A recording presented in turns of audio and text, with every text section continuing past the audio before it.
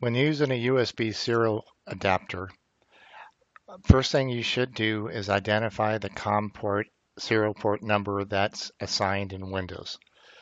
To do that, you open the device manager. Here's the Windows Start menu. Right-click the mouse on the Start icon, choose Device Manager, look in the available COM ports. I have a USB device plugged in and it's assigned to COM4.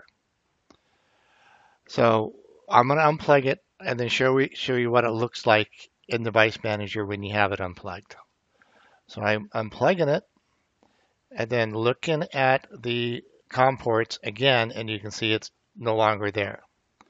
So that's how you identify the USB to serial adapter that's been plugged into your computer. You open up the captioning program and you go to sign connection. And in sign connection, it'll list the available COM ports. So you see that it says COM5 here. That won't send to the sign. You have to switch to COM4, which is what is selected in the COM manager, COM4. Without those two matching, nothing will be sent to the sign. It may be a different number in your computer, but the point is that number, COM4, from here needs to be set in the captioning program. So this is the important number. After you plug in your USB device, look at this number.